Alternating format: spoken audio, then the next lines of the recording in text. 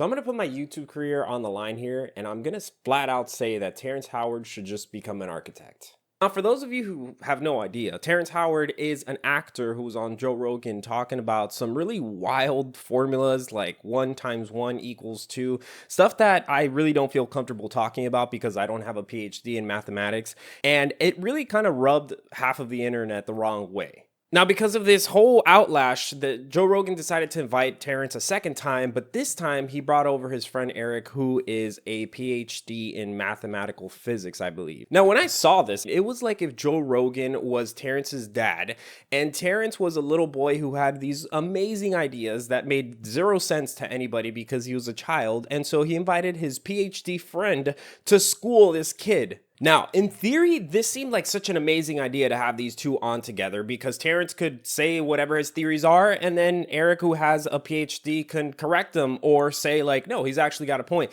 But in practice, that's not what happened. In practice, what happened is that Terrence would say something, and then Eric would laugh and say that he has to reconstruct this idea of who he knows Terrence to be before he answers questions accurately, which made Terrence go into another tangent, which made Eric go into a completely different tangent. And it was equivalent of that movie Human Centipede, except with dogs, and the dog is chasing its own tail, and it was like a disaster going around in circles. Everything was falling apart. At the end of the episode, I just came out much dumber than I went in because now I had zero idea what was going on. But I started thinking about it, and that's when I realized that Terrence Howard should actually be an architect or look into architecture and as a consultant or maybe hire consultants, because here's the thing. Although he was saying some really wild stuff that makes no sense apparently mathematically, and the process of how he came up with these ideas, the numbers that he used, the formulas, and the actual models, because he brought models, conceptual models, to the Joe Rogan experience.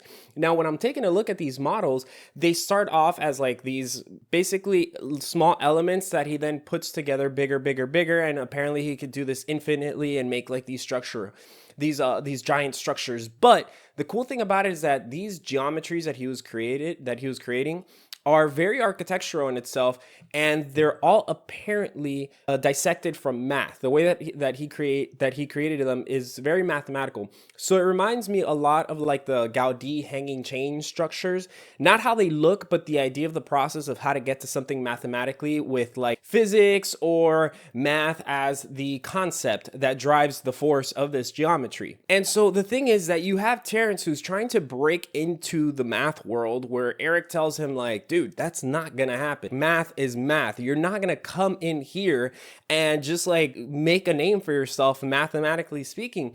But I do think he could do that architecturally speaking.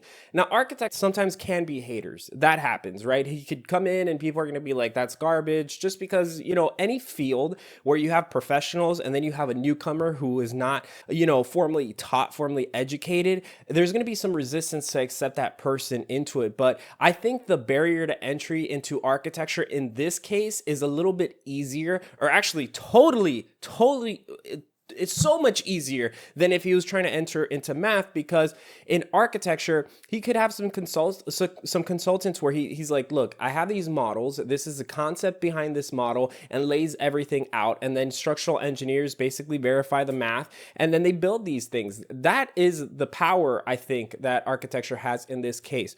Not only that, it would be so cool to see what Terrence could create, or if Terrence collaborated with a group of architects, what they could create in terms of architecture. Now, it's very sculptural what he does, and it doesn't seem too spatial. There's a lot of curves in there, so something like a house, I don't see how you could do again. But I think it would be so worth the time and the experience to experiment a little bit less with how this can change math, and more how can this be adapted into architecture. He also has this thing called the linchpin, which the linchpin is basically, from my understanding, from what I'm able to see, like a hinge of some sort. That, in my opinion, could also be used as a detail for doors or windows. There's definitely some innovation there, and even Eric points out that there is innovation there. Although it might not be the correct type of innovation for what Terrence is looking for, I think that a lot of his ideas could definitely be applied into architecture. So if Terrence was to make the switch and just stop talking about math, like forget about math and physics, like ignore that for a second, and then apply this into architecture, he could probably create some really cool products. He could probably create some really cool form factor that's inspired by math, apparently. And it would be something that people could interact with. Like the cool thing about Terrence is that I'm pretty sure the guy has money, right? And architects tend to not have money. So it's not like we can go and buy all the land that we want and build all the cool stuff that we come up with.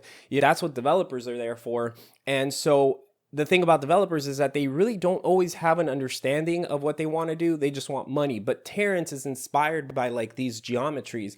And so I feel like Terrence is like that middle ground, right, of architect and developer. And it would just be so powerful to see what he could create. And once these things are created, maybe he could make them like, I don't know, public museum displays or something like that. Or I don't know what kind of typology it could fit into architecture. Like I said, it's really hard to see these things, but I definitely think that it deserves attention in the architectural space.